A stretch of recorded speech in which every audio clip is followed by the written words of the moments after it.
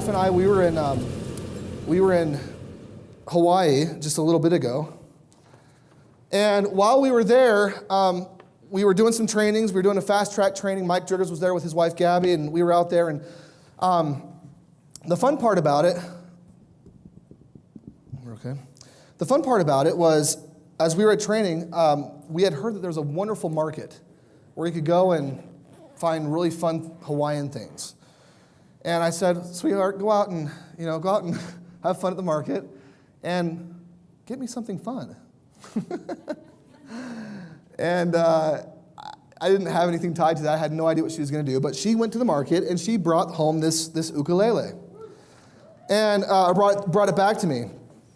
And so I came home, and my wife maybe was wondering what she did now a little bit, because I play it almost every day, and I've really taken to liking the ukulele. And it's only been about, what has it been 3 weeks, 4 weeks-ish since we were there. So I'm not going to promise anything big, but I do want to do this, and you'll see why I'm doing this here in just a second.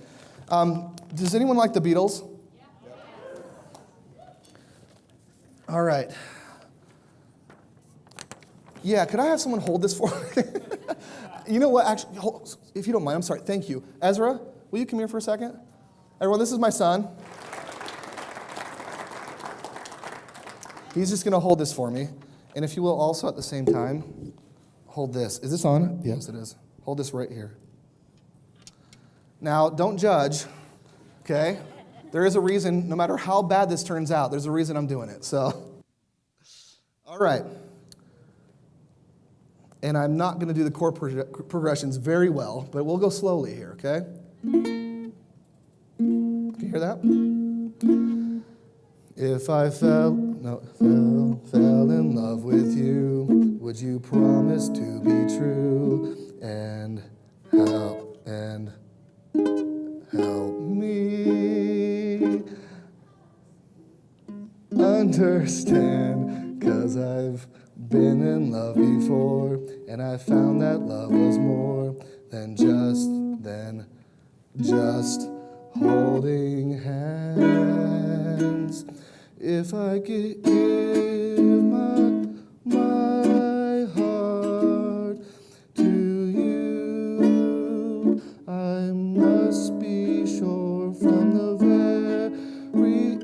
very start that you will love me more than her.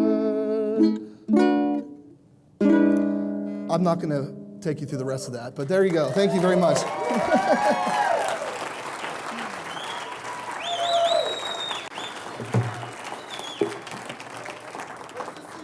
Yeah. So, very, thank you.